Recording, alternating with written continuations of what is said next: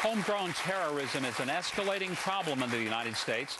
Since the attacks of 9/11, there's been a steady increase of cases of domestic radicalization, with dozens of American Muslims charged in plots against America. The majority of plots are stopped by law enforcement and the intelligence community before they're carried out. But June the 1st, 2009, marked the first successful al-Qaeda murder on U.S. soil since the 9/11 attacks. Witnesses said they heard 5 to 6 shots. I can't believe this is happening. He wasn't moving anything, so. Specifically targeting the United States military. June 1st, 2009, Private William Long arrived at the Little Rock, Arkansas Army-Navy recruiting office. The son of a United States veteran and recent recruit of the U.S. Army, he was there to receive leave time before being sent to Korea, his first overseas trip as a soldier. But at 10:19 a.m. in the heartland of America, Private William Long was shot and killed.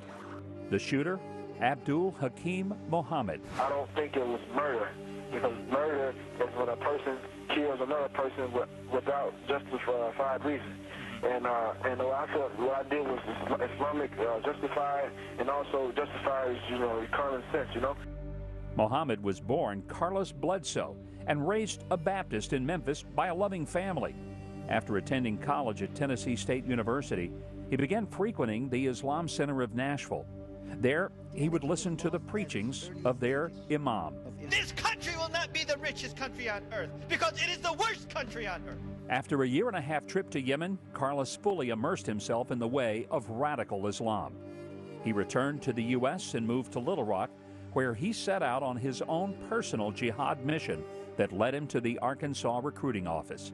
Abdul Hakim Mohammed was convicted for murder in Arkansas State Court and sentenced to life in prison with no chance of parole. This tragedy has brought together the fathers of the shooter and the victim, who became friends after the murder trial. They're now working together to keep other Americans from becoming radicalized. Their story is told in the remarkable new documentary called Losing Our Sons. Please welcome Melvin, Bledsoe, and Daris Long. Melvin, Daris. Both of you gentlemen lost your sons in very tragic ways. Melvin, you lost your son to radical Islam and now to prison. And Daris, you've lost your son to a shooting. It's hard for me to understand how the two of you can sit there shoulder to shoulder, given the way that your lives have intersected through your sons. How can you do that? Well, Melvin and his family are as much victims as we are. At 10:19, he lost his son. At 10:19, I lost my son. The tragedy of it is it goes unrecognized that this was an act of terror. For me, I can speak, and there's a degree of sympathy for me because I've lost my son. Melvin has been speaking out since the day of the shooting, trying to identify what caused his son to do what he did. Melvin, tell me about the day on June 1st, 2009. You got a phone call, and you were told that your son had shot 2 individuals at an Army recruiting station. I wanted you to tell me what went through your mind, and how were you even surprised when this call came to you? I was totally shocked. It's unbelievable. My son was working for our extended company in Little Rock. We couldn't reach him that morning by telephone. We got a call from the location saying that no one was working. So we tried to reach him by telephone. We didn't reach him, so we got in our car and driven to Little Rock. By the time we got there, I got a call from the FBI, and they said to me on my cell phone that your son has been involved in a shooting and something bad has happened. And my wife was sitting to the other side. My heart dropped to my shoes. And I'm saying, now I got to tell my wife what you just told me. We was totally shocked. Daris, your wife was actually sitting in the parking lot 50 feet from the shooting itself. She saw the whole thing. Tell me how you did she call you and tell you what happened? Well, what had happened was she had seen Quentin Ezeaguilla, the other soldier, my son, come out of the recruiting office, and she was going to get up and go talk to him. And when she saw he had a friend with him, she decided to stay in the car. At that time, she heard 3 bursts of gunfire, and She kind of went into shock. A soldier came over and grabbed her and took her around. Well, I got a phone call from her, and she told me that Andy's been shot. They're doing CPR on him. I said, what?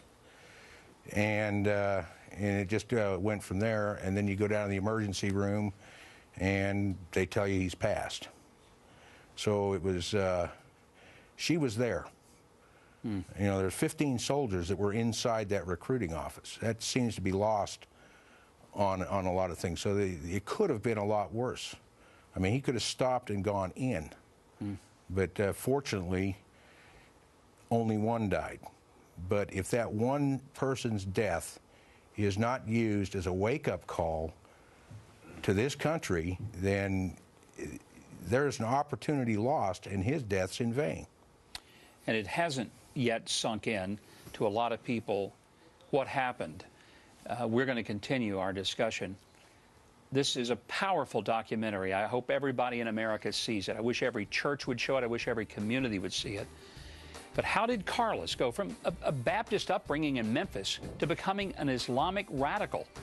We'll find out from his father, Melvin, when we return. Do not miss this. We'll be right back.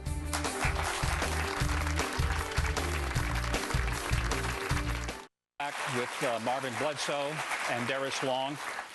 Carlos, your son, was a very normal kid. He was a happy, well-adjusted kid. He was popular in school. He grew up as a Christian, a Baptist. What were the first signs that something was going on with your son that just didn't match with his growing up? First thing that I noticed, Carlos took the picture off the wall of Dr. Martin Luther King Jr. He said to us that his newfound religion didn't allow him to have an image of anyone that he could worship more than Allah. We were very disturbed about that, and we told him not to take it off the wall anymore. And the next thing was he had a dog. He always had a dog, loved his dog. He turned the dog loose in the woods to defend on his own in Nashville. And he just gave away his dog because he said, again, his religion thought that dogs was a thing of evil. And those two things raised our eyebrows, and we started getting concerned. Now, he went to a college in Nashville, Tennessee that you thought was going to be just fine, and he started going to the Islamic Center, and it was known as a very moderate Islamic center. You know, local politicians and local clergy regularly had events with the people from that mosque. So was it a shock to you that this was the beginning point of what became radicalization in your son? Well, we didn't know a lot about Islam, and I think that's the thing I try to say to the American people all over when I'm speaking. American people need to learn more about what Islam is and what Islam is not. And we didn't know anything about Islam when he became involved in the religion. We sent him to school in Nashville to get an education, a higher education, to learn and to be able to earn a good money. And after finishing school, he ended up from going to Nashville to seek his dream to a nightmare in Yemen's in a training camp. He went to Yemen to teach English, supposedly, but it was there that he really was indoctrinated very intently. Yeah, this was on purpose. The people in Nashville, the mosque that he attended, purposely picked him out. They seeked him out. They brainwashed him. They manipulated him, and they lied to him, and they abused him. He was a victim of a crime before he committed the crime that he committed. Daris, your son was in the Army 4 months, 5 days when he was killed. Does it get to you that your own government has failed to acknowledge that he was the victim, not just of some random shooting, but the deliberate murder because he was in the military? Yes, it gets to me. I served 27 years in the Marine Corps. I took an oath. It's a statutory oath to defend the Constitution against all enemies, foreign and domestic. We have had 50 instances of terrorism where people have failed, were thwarted, or were arrested before they thought about going over to Yemen. And in the case of Abdul Hakim, these previous things failed, thwarted, whatever. They were arrested for what Abdul Hakim Muhammad was successful at. he was not just, he just didn't come back from Yemen. He was deported from Yemen at the request of the U.S. government. And they didn't follow up on it. When we come back, I'm going to ask Melvin and Daris about their efforts to put an end to homegrown terrorism and to get the truth out about the fact that this is not just some random crime. This was done as a specific act of terrorism, yet our own federal government will not even acknowledge it. My family kept silent for over 2 years. We will not be silent again. We're speaking not out of hate, but because our country needs to hear the truth. Radical Islam could have been one of the reasons? There are a variety of reasons why people... But was radical Islam one of them? There are a variety of reasons why people do these things. Some of them are potentially religious. Okay, but are you uncomfortable attributing any of their actions to radical Islam? It sounds like... No, I don't want to say anything negative about a religion. That's Attorney General Eric Holder withholding the truth, the simple truth, that Andy Long was murdered by a young man who had been radicalized.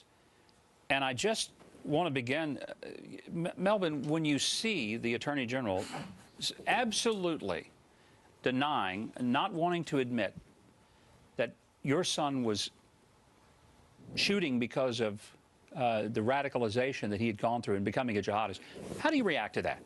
Well, it's a shame. I really feel very sad about that, because I myself written a letter to Eric Holder shortly after the shooting, and I asked him how did they drop the ball? They knew of my son. The same FBI agent who investigated my son's arrest in Yemen was from Nashville, the same city that my son was from, almost within an hour of his arrest in Yemen. We asked the federal government for help.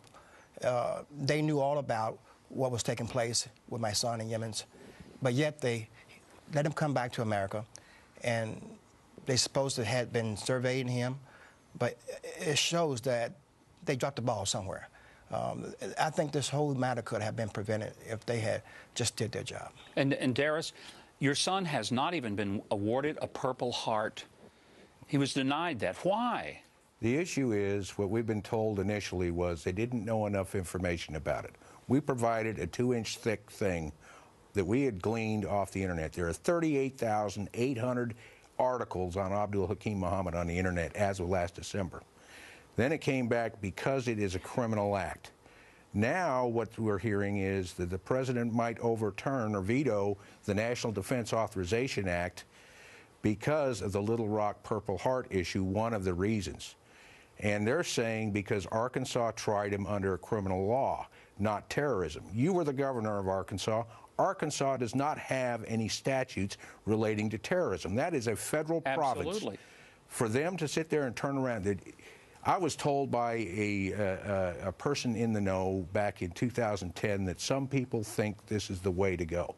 Yeah, it's a way to go if you want to bury something. We received a letter from the President of the United States on the 5th of June, 2009, giving us a letter of condolences. Letter of condolences do not go to murder victims who are soldiers in the United States. They go to war dead. We got a personal phone call from the President on the 11th, and then things started going downhill. We met with the U.S. Attorney and with the FBI on the 2nd of September 2009, and they basically said they were continuing on, but they were glad that the state was pursuing it because they could continue their investigation without a time limit. This is such a cover-up. It's very apparent that there is an orchestrated attempt within the federal government to deny the facts, including the statement, Melvin, that your son made to the Associated Press, in which he said he did it as an act of Islamic terror. He justified it. He even called it common sense. Yet when you try to say this to Congress, this is the encounter and the contemptuous response you get from members of Congress. Let's watch. While I appreciate the anecdotes of those who have spoken, I don't think that they are necessarily very enlightening. What you both have gone through is interesting, the word you'd use to describe it? No, I think I would describe it as a tragedy. We're worried about stepping on our toes, and they're talking about stamping us out. I find myself just wanting to jump up and scream, for heaven's sakes. Anecdotes. Yes. It's interesting. No, it is the radicalization of a young American, and then his using that radicalization to kill your son, who is a military member, serving his country in uniform, killed in the line of duty, and our own government will not acknowledge why he died. And that's why I think this documentary is so very important. Daris and Melvin, I want to say, first of all, thank you. Thank you for giving us an example of an extraordinary capacity for grace to be able to sit together, to work together, to bring some sense and some sanity out of the insanity that the government has dealt you. But also, I hope, and I say this with all my heart, I hope that you will get this documentary, Losing Our Sons, watch it. Get your friends, your family to see it. It opened my eyes to some things, and I thought I was fairly informed. And it is powerful. It is a gut punch. That's the best way I can describe it. Melvin, Daris, thank you, and God bless you. And on this Father's Day, I'm so sorry that both of you have had to endure what you have had to endure. Thank you. Coming up, Robert Lewis has helped millions of dads be better fathers. You may be surprised at some of his secrets. We'll be right back.